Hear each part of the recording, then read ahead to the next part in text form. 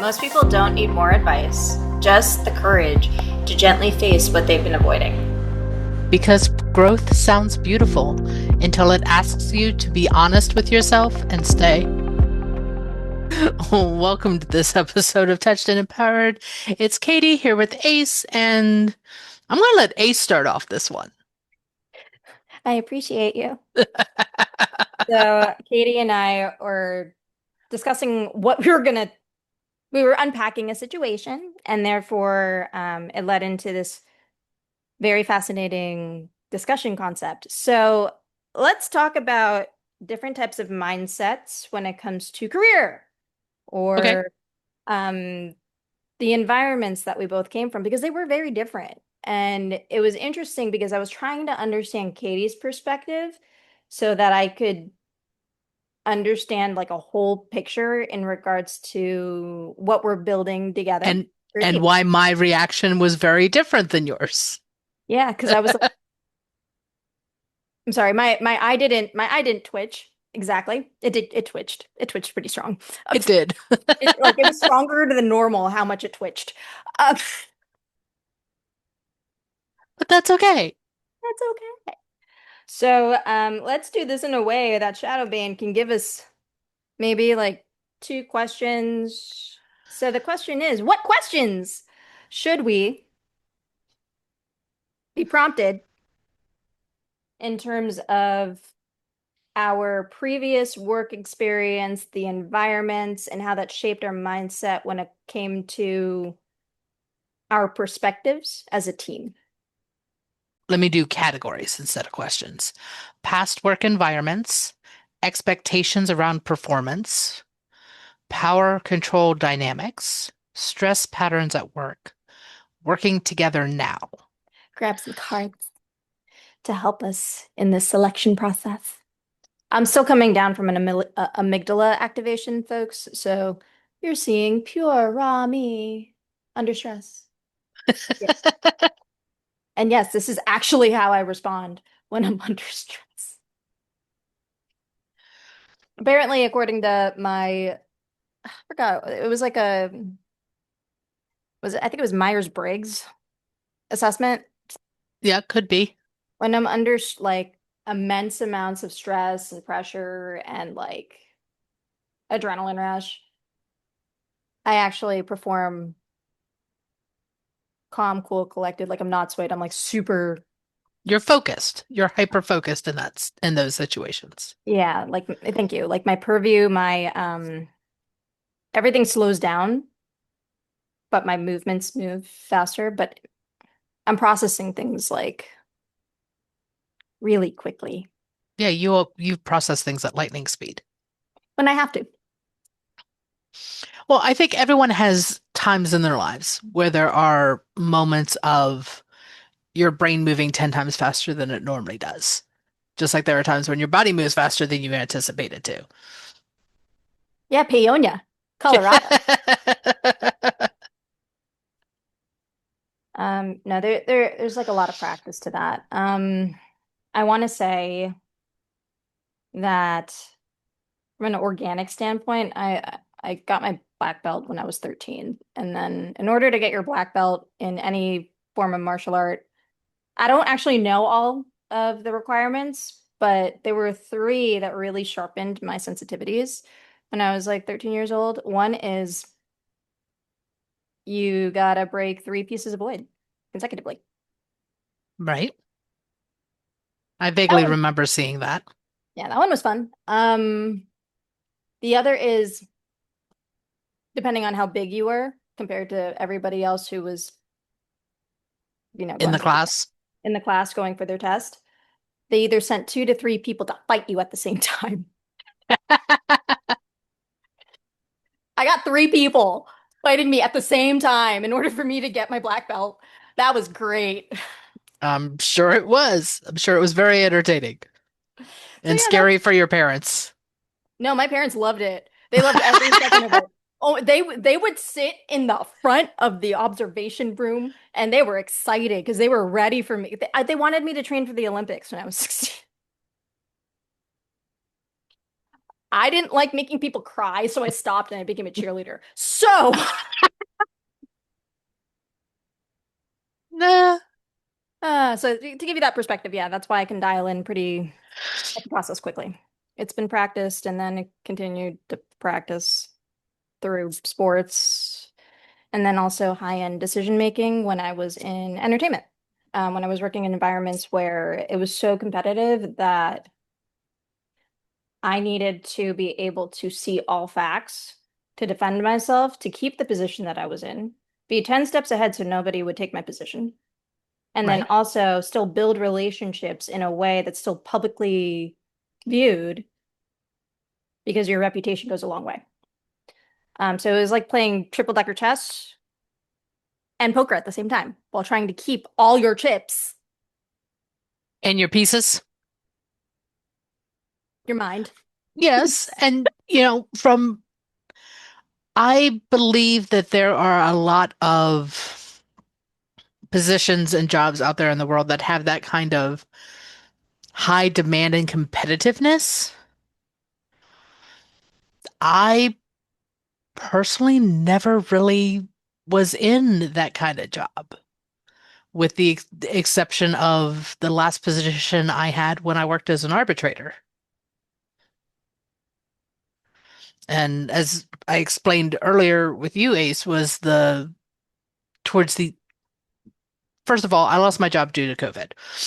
But before that, was having a conversation with my manager because in the position I was in, I needed to hear cases.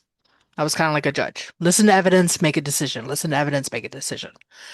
And I was not hearing as many cases as other people on my team. And my manager questioned me about it. And my response was, are you looking for quality or quantity of these decisions? And the reason I asked that was because on the report that came out every month, there was a matrix or analytics or whatever. There was a piece of data that shared how many of our decisions were overturned.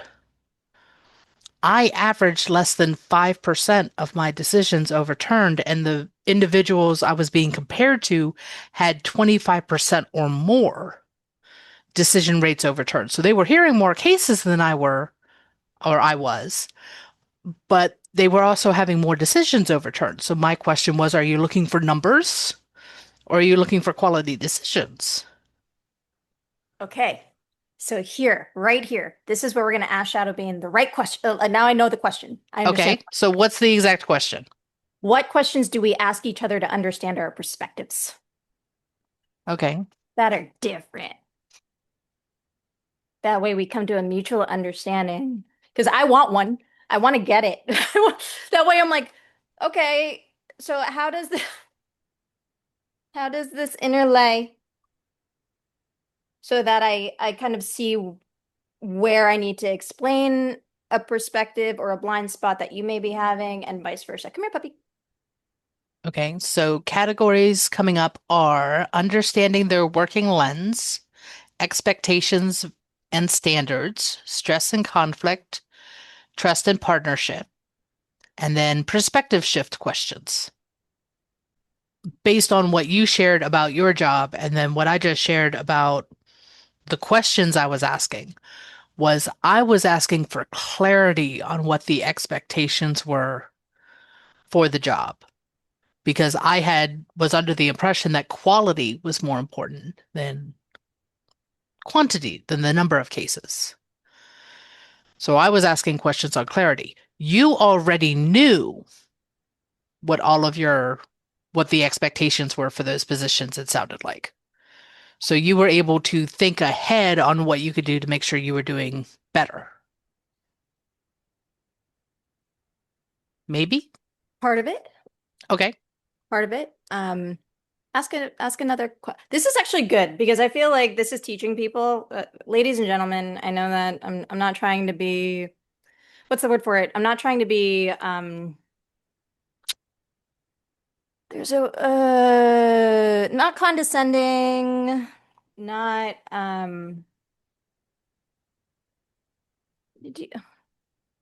not parental. What's the word that starts with a P where you're trying to impress something upon people without choosing them choosing? Persuade. Oh, that face. That was not it. The face that I made was like sour milk in the kitchen. Um, it's a very it'll come to me. Folks, thank you so much for the compassion and understanding for my ADHD. It will come. Um, it is It's a perspective. You're trying to get an understanding of someone else's perspective or point of view. right, but for our listeners, I'm trying not to be like you should learn this. But that's not what I'm saying. It's more of like, if you want, this is possibly a good way to bridge the gap when you have two completely different perspectives and you need to communicate with somebody, but because it's completely two different perspectives and you're not really sure what's going on in each other's minds, this is how you can conduct that type of conversation so that you can get a better understanding of each other and actually bring in real intimacy into all either platonic, romantic, familial relationships. It's opening up the conversation, and I would say the most important aspect is to be curious. I'm so At curious. I'm you know, so at curious, Katie. how do you know this? Is a great question from that standpoint, because you explained the fact that, entertainment, that is a very competitive field. Let yes, but let's talk about what kind of entertainment I was in because it is a competitive field, yes. Midnight's trying to take over the show, but Yes. Hello, I Midnight. know my baby. I love you so much. Thank you for cu you're cuddling mommy because you know mommy feels funny. I love my dog. So the type of entertainment that I was in. So I think I mentioned I was in the NBC Universal Page program, right? So that's a Yes. 1.3% acceptance rate. There are 60 of you at a time. At the time.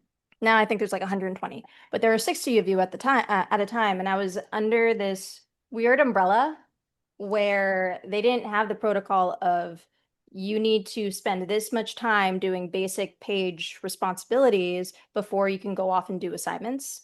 And these Okay. assignments, yeah, these assignments are what you really wanted. You wanted the exposure, you wanted the networking, you wanted to experience and actually get really tactile work, knowledge, experience, expand your kinesthetic.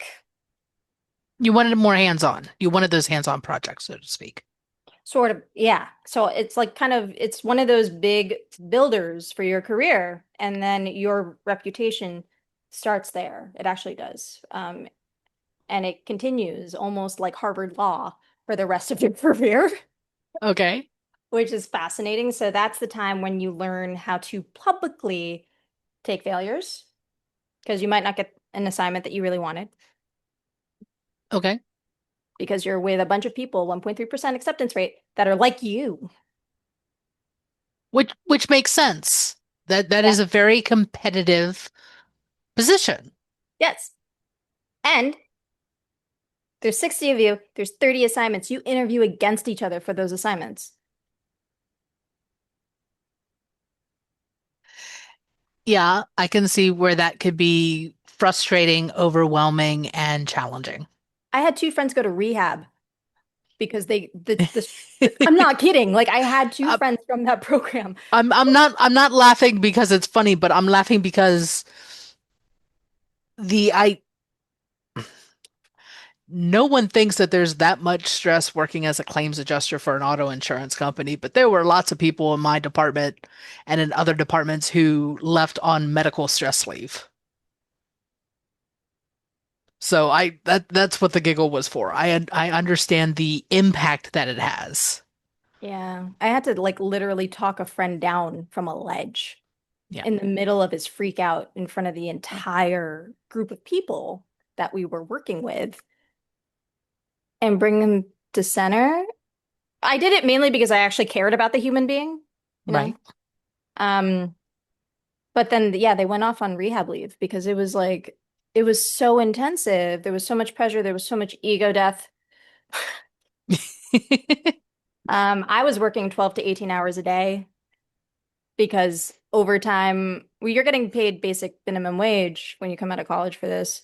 Or if you're doing this post college and you're coming into this fellowship, you're getting minimum wage. And then on top of that, you get over a time and a half. So you work your butt off so you don't have to get a second job. Because if you get the second job, that stress is annoying, right? Yes. Yeah. So that was kind of like the predicament and like the beginning of the training on on my side. So I understood work, grow, learn. I was in this nice little nurturing habitat. And then I went off into the real world where I didn't have a 1 year contract. And California is an at-will state. So if you go anywhere and they don't think you're a fit, it could be anything. It's almost like the ick. It's literally like the ick. The You know ick what I mean? factor. Yeah, the ick factor. It could be like you have a Velcro wallet, and that just makes you feel weird. You can get fired for that. I've never been in a position where it was that kind of loosey-goosey rules. And I'm sure they were worded as loosey-goosey rules, but any job that I had, you were not, I would not have been fired unless I did a quote unquote firing offense.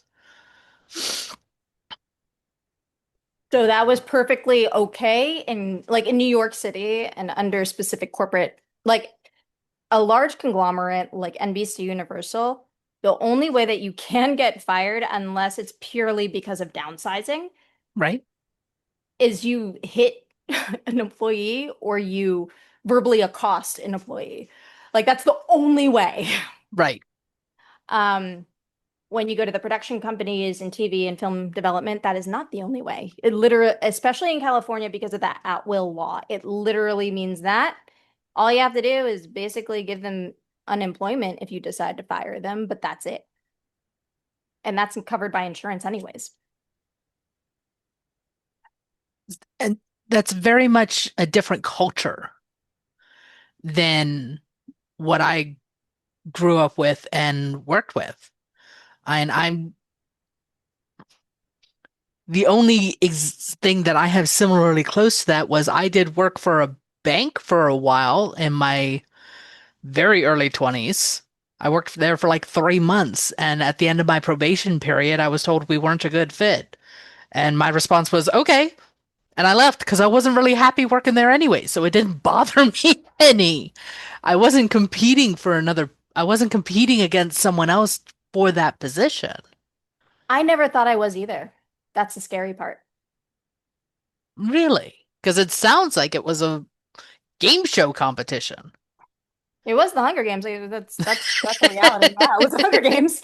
But I never, you know, when you put two and two together, like I Right. never put two because I hyper focus a lot, and then a good portion of the time I'm just focused on the tasks. I was also just learning, so I didn't Mm. really understand competition. I just Right. understood I do this, I put my best foot forward.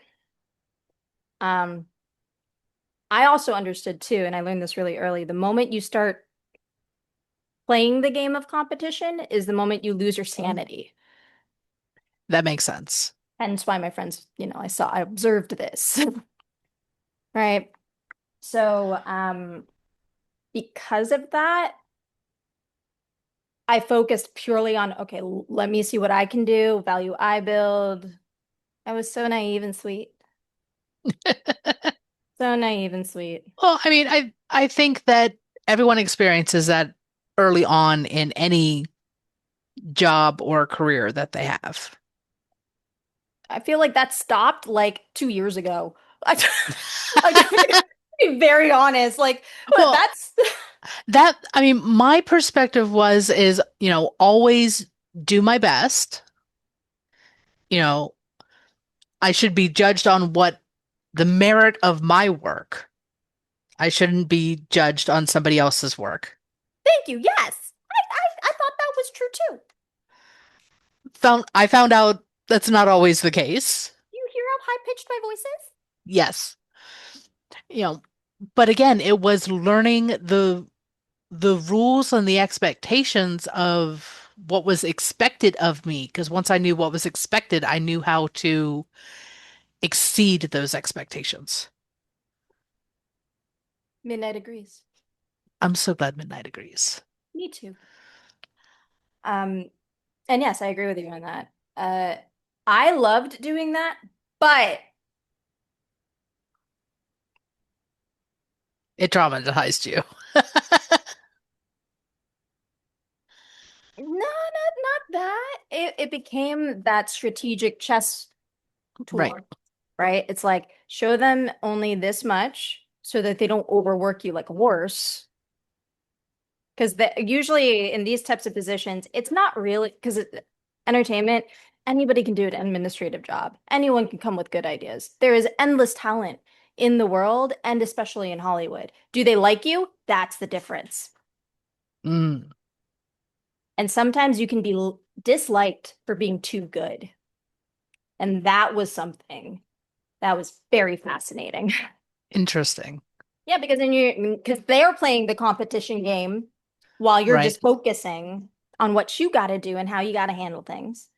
But then the blind spot comes when they've created this weird maneuver because they have time because they weren't doing their job apparently because you don't have to be good at it to basically take your position. So this is one of those things To that sabotage or throw you under the bus or something like that.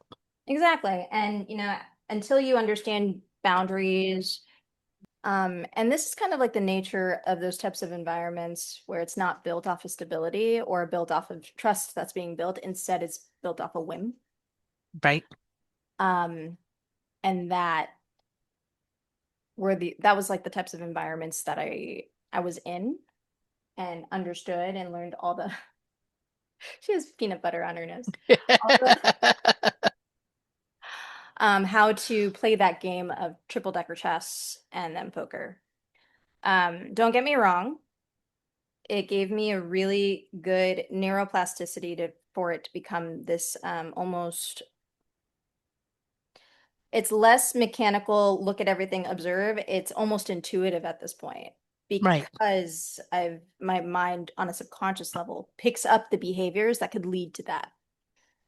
Um, Which makes perfect sense because it's the environment that you were in for an extended period of time. It's similar to like a veteran who comes home but has the hyper awareness to know what everyone in the restaurant is wearing every time they go out to dinner. exactly. And that doesn't shut off anymore. Like it just doesn't. You know who else has this type of ability where it's like a 360 awareness? And then it's almost photographic memory because the way that that environment trains you is you need the photographic memory to make sure that every contractual thing is Right? in place so that um, you don't get sued, IP is protected.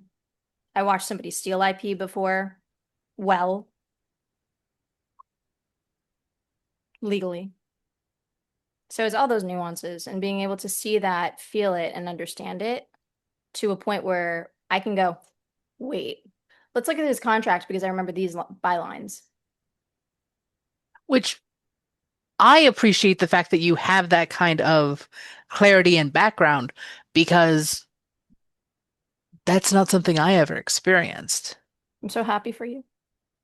I'm so sorry. Well, I'm I so sorry. I would say yes and no because Okay. I have to now train myself for situational awareness. I have to train myself to be more observant. So that's actually where, if you want to, you can. True, and I am in the process of doing that because, for a while it was very much keep your head down, keep your mouth shut, and get the work done for me. And that became habit to where, walking across a parking lot, for example, I wouldn't look at anyone else in the parking lot because my focus was to get to the store, get my stuff, and get home. And I would miss things. There Could have been an auto accident in the parking lot that happened right next to me, and I couldn't tell you what happened because I wasn't paying attention to what was going on around me. Right, right. But also, a team comes from strengths and weaknesses, right? So, where Yes, your blind spot is, if you have a teammate within your company or within your founding, because we're creating something, right? So, like a founding membership, if one person has a blind spot, it is perfectly okay if the other person doesn't, because right? as a team, you collaboratively leverage your strengths. True. And I think that's one of the things that we have learned, at least doing this podcast, if nothing else, Oh, yeah. is that we've been able to pick up on some of the nuances on strengths and weaknesses that we both have. And it's being mindful of in my case, pointing out when I observe you being uncomfortable. You're very And, good at and well, I mean, if it's just you and me in the room, I'll call, what's wrong? I'll ask the questions. But if there's other people in the room, it's almost like an attorney. You don't ask the question unless you already know what the answer is. that. Because I Yeah. don't want to ask a question and then, especially to somebody else, I don't want to ask a question where they might, even though they're not obligated to answer, they might feel obligated to answer. And then they're sharing something with people in the room that they're not comfortable sharing. Right. And we have each other's, because we know that about each other, we have each other's backs in those rooms, right? Yes, absolutely. Now, what was really interesting is there are times where I'm like, because the blind spot is so big that I know you're doing stuff and it's amazing. And I want to understand for the sole purpose of like, I want to be able to appreciate this properly and value what you're doing properly so that I understand, not in a codependent way, but in a way Right. that's like, okay, so the like respect the boundary here, understand how much effort and energy is here. She may burn out if we keep doing X, Y, and Z. So it's okay. We can stop here and we can do more next week. And like these are the types of things that I'm very aware of. And that is something that I am learning to set the boundaries to be like, okay, I've only got 15 minutes. I've only got an hour. I can only do A, B, and C today, so to speak, because part of my, we'll call it training and conditioning growing up was again, head down, mouth shut, get the stuff done, don't cause waves. Yeah, that was mine too. I'm the first person to actually go into the entrepreneurial field. So like in my family, in my nuclear family. Yep. Versus for me, I swore up and down as a teenager I would never be an entrepreneur. The universe saw fit otherwise. It's a skill that's actually quite necessary. But even like the skills of being an entrepreneur even helps you understand being an employee. So it's like, Yes. And I do agree with that. And if I go back and look at my memories, yes, I was an entrepreneur as a teenager because I used to babysit, I used to walk dogs, I used to sell Girl Scout cookies. I played I poker. mean, so it wasn't that I was completely clueless about the entrepreneurial spirit. But again, it's a different perspective. It's a different lens that I'm looking through. And my own awareness as to promises that are made and kept and agreements that are made and kept. You know, I went through this great training and came to the an aha that I am really good at keeping my word to other people, Yeah, you're excellent. That's why I trust you so much. but I suck at keeping my word to myself That I was aware of. because I told you. And you probably saw it before I even took this training. We've been working together for almost 3 years now, Katie. Yeah, I was very Yeah, aware. you were very aware of it probably before I took this training. I was with But you. yes, and you helped me with that awareness because you would ask questions about, do you have an hour? Or I promise to only keep you for 30 minutes or whatever, but we need to talk this out. And you would set a timer on your phone, and then the timer would go off, and then you would check in.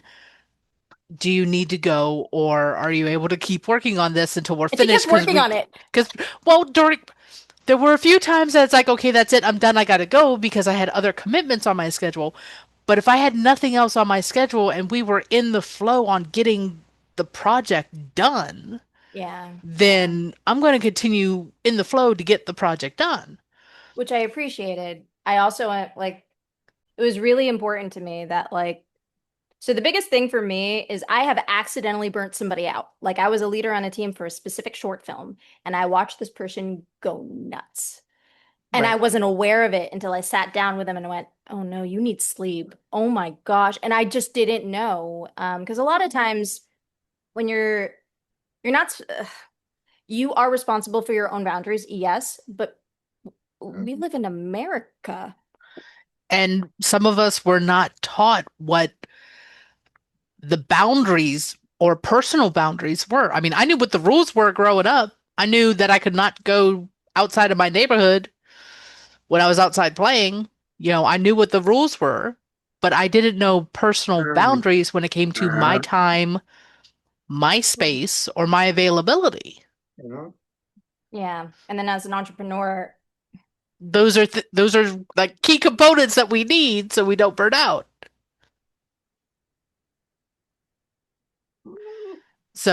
And again, I think that's the beauty of the conversations that we have because it's bringing the awareness and the reminders, at least for me, as to, oh yeah, Katie, you have time blocked off on your calendar for you to do A, B, C. Make sure it's blocked off on your calendar and marked busy so no one can book a call with you during those times. Getting back to the questions that we were trying to figure out about better understanding each other's perspective. When you make a decision about work, what are the top three factors you instinctively prioritize?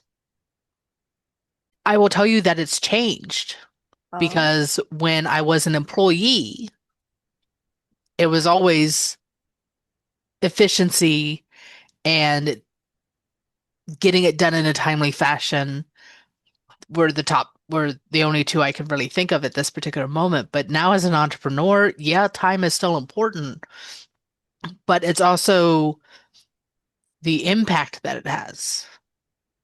What kind of impact is my decision going to have? How is it going to affect existing relationships, but also the potential of new relationships?